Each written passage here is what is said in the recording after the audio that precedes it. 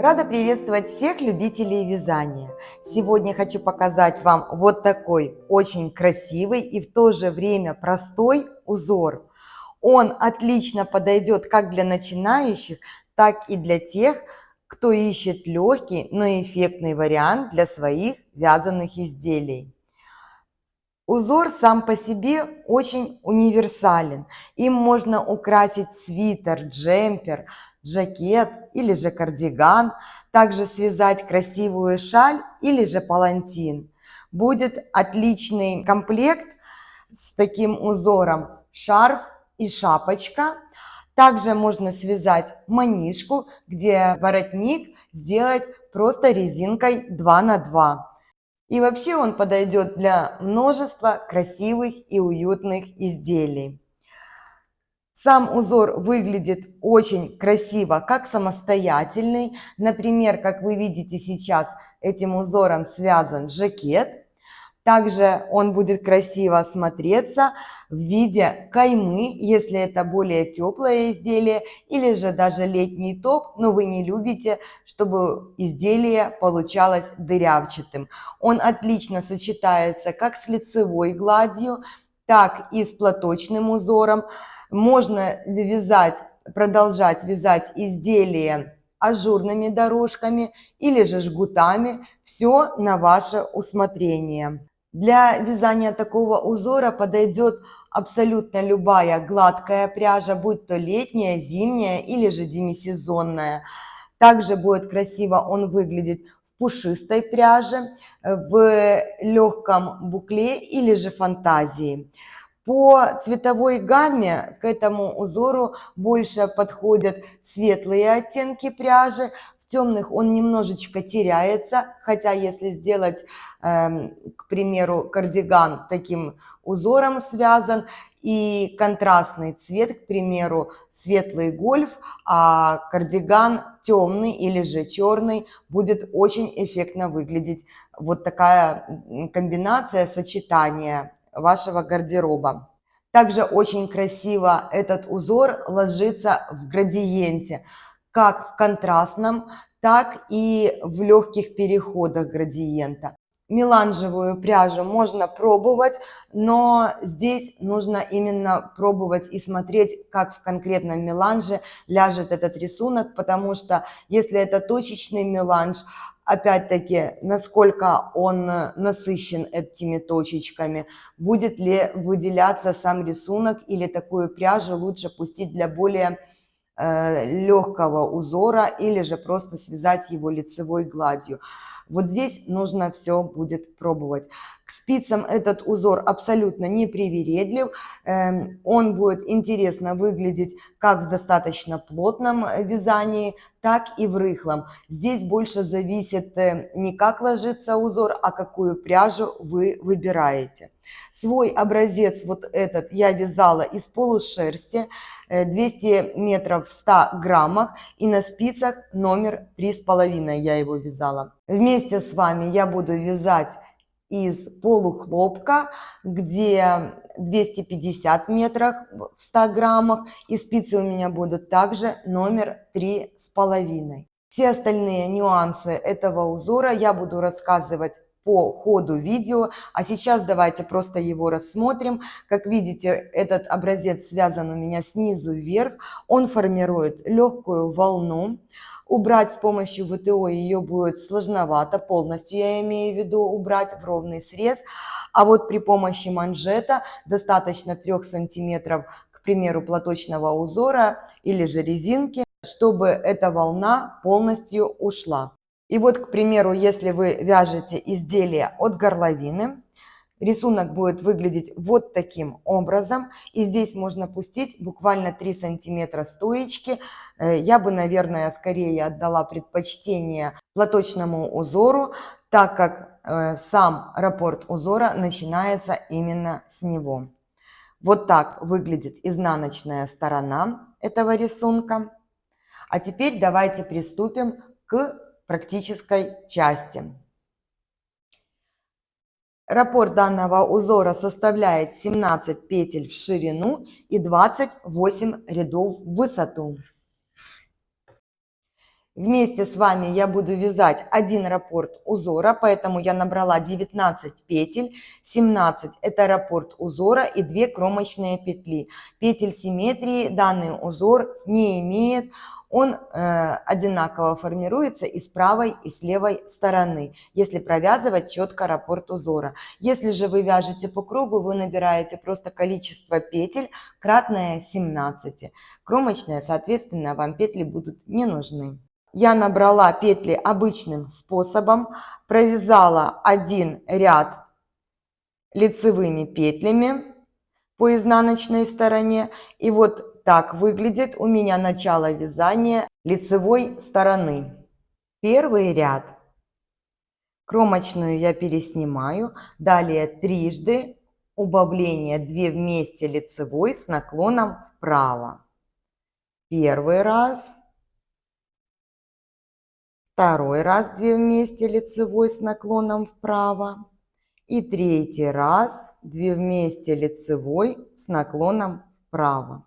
Далее идет 6 накидов через лицевую, накид, лицевая, второй накид, лицевая петля, третий накид, лицевая, четвертый накид, лицевая, пятый накид, лицевая петля и шестой накид. После чего я вновь делаю 3 убавления, 2 вместе лицевой с наклоном вправо. Первый раз, второй раз 2 вместе лицевой с наклоном вправо. И третий раз 2 вместе лицевой с наклоном вправо. Я закончила вязать раппорт узора, ряд заканчиваю кромочной петлей. Второй ряд. В этом узоре не все четные ряды провязываются по узору, так как здесь формируется платочный узор. Поэтому второй ряд я провяжу вместе с вами. Дальше буду рассказывать или же показывать в зависимости от того, насколько будет изнаночный ряд отличаться от лицевого. Итак, второй ряд. Кромочную я переснимаю. Далее 3 лицевые. Раз, два, три. Это убавления, которые у нас были в лицевом ряду. Я их провязываю лицевыми.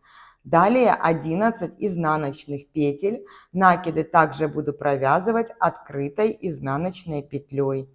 2, 3, 4, 5, 6, 7, 8, 9, 10 и 11. Я закончила накидом.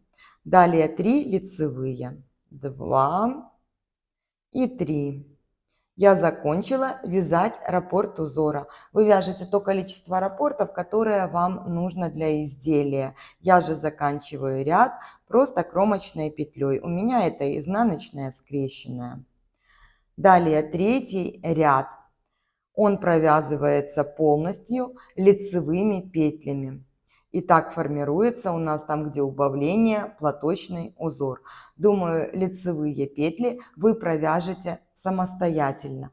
Четвертый же ряд будет провязываться точно так, как провязывали второй. Если это поворотное вязание, то 3 лицевые, 11 изнаночных, 3 лицевые. Эти 2 ряда я провяжу за кадром, потом вернусь к вам. Итак, я провязала 4 ряда узора. Далее повторяется еще один раз с 1 по 4 ряд. Я же, чтобы не повторять и не вязать в кадре одно и то же, сразу перейду к вязанию 9 ряда. Итак, 9 ряд, кромочная, 2 вместе лицевой с наклоном вправо, второй раз 2 вместе лицевой с наклоном вправо. Здесь у меня лицевая и изнаночная петля. Изнаночная расположена правильно первой дужкой ко мне, а лицевая неверно, поэтому я поменяла ее расположение. Вы смотрите по своему способу вязания. При убавлении вправо первая дужка петли должна смотреть на вас. И делаю второе убавление 2 вместе лицевой с наклоном вправо. И третье убавление, где я меняю обе лицевые петли на классическое. Все, убавления у меня сделаны. Далее 6 накидов через лицевую. Накид, лицевая, накид, лицевая, третий накид, лицевая петля, четвертый, пятый, лицевая петля, шестой накид. Далее я делаю вновь 3 убавления, 2 вместе лицевой с наклоном вправо. И при необходимости нужно здесь менять расположение петель, чтобы в узоре, в изделии все ложилось ровно и красиво. И третий раз 2 вместе лицевой с наклоном вправо. Я закончила вязать раппорт узора, ряд заканчиваю кромочной петлей. 10 ряд будет провязываться точно так, как я показывала второй ряд. То есть 3 лицевые, 11 изнаночных и 3 лицевые петли. 11 ряд. Кромочную переснимаю. Далее идет 3 изнаночные. 1, 2, 3. 2 вместе лицевой с наклоном вправо. 3 лицевые, 1, 2, 3, накид, лицевая, накид, 3 лицевые петли, 2 вместе лицевой с наклоном влево и 3 изнаночные, 1, 2, 3. Я закончила вязать раппорт узора, ряд заканчиваю кромочной петлей. Далее все четные ряды провязываются по узору, то есть лицевые лицевыми, изнаночные изнаночными. 13 ряд. Кромочную переснимаю и начинаю вязать раппорт узора. 2 изнаночные, 2 вместе лицевой с наклоном вправо, 3 лицевые петли, 2, 3. Накид, 1 лицевая, накид, 2 вместе лицевой с наклоном влево, накид, 3 лицевые петли, 2 вместе лицевой с наклоном влево и 2 изнаночные. Я закончила вязать раппорт узора, ряд заканчиваю кромочной петлей. 15 ряд. Кромочную переснимаю, далее у меня идет 1 изнаночная петля, 2 вместе лицевой с наклоном вправо, 3 лицевые, накид, 2 вместе лицевой с наклоном вправо, накид, 1 лицевая петля, накид, 2 вместе лицевой с наклоном влево, накид, 3 лицевые, 2, 3, 2 вместе лицевой с наклоном вправо и 1 изнаночная. Я закончила вязать раппорт узора, ряд заканчиваю кромочной. 17 ряд. Кромочная, 2 вместе лицевой с наклоном вправо. Далее 3 лицевые петли, накид, 2 вместе лицевой с наклоном вправо, накид, 2 вместе лицевой с наклоном вправо, накид, 1 лицевая петля, накид, 2 вместе лицевой с наклоном влево, накид, 3 лицевые петли и 2 вместе лицевой с наклоном влево. Я закончила вязать раппорт узора, ряд заканчиваю кромочной петлей. 19 ряд. Здесь я буду менять направление убавлений. Итак, кромочную я переснимаю и в начале ряда я провязываю 2 вместе лицевой с наклоном влево. Далее 3 лицевые петли, накид, 2 вместе лицевой с наклоном влево, накид, 1 лицевая петля, накид, 2 вместе лицевой с наклоном вправо, накид и еще раз 2 вместе лицевой с наклоном вправо. После чего делаю накид, провязываю 3 лицевые петли, 2 вместе лицевой с наклоном вправо. На этом я закончила вязание раппорта узора. Ряд заканчиваю кромочной петлей. 21 ряд. Кромочная, 2 вместе лицевой с наклоном влево, 3 лицевые петли, 2, 3, накид, 2 вместе лицевой с наклоном влево, накид, 1 лицевая петля, накид, 2 вместе лицевой с наклоном вправо, накид, 2 вместе лицевой с наклоном вправо, накид, 3 лицевые петли, 2, 3 и 2 вместе лицевой с наклоном вправо. Я закончила вязать раппорт узора, ряд заканчиваю кромочной. 23 ряд.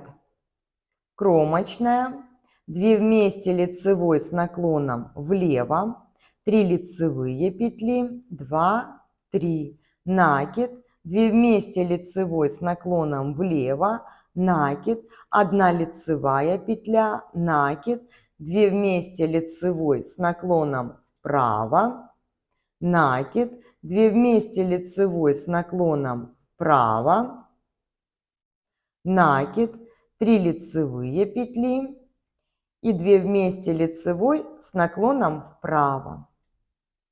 Ряд заканчиваю кромочной петлей. После того, как вы провяжете 24 ряд изнаночными петлями при поворотном вязании, по кругу, соответственно, лицевыми, нужно провязать 4 ряда платочного узора. То есть и лицевые, и изнаночные ряды будут провязаны изнаночными петлями. И на этом будет закончен раппорт узора, после чего нужно будет повторять с 1 по 28 ряд на ту высоту, которая нужна для вашего изделия. И вот такая красота получается. Это сокращенный вариант, потому что узор простой, легкий, ряды здесь повторяются. Я не стала все провязывать, как вы поняли. Но в общем-то получается вот так, если связать его полностью. Надеюсь, узор вам понравился и вы найдете ему достойное применение. Всем хорошего дня и до встречи на канале!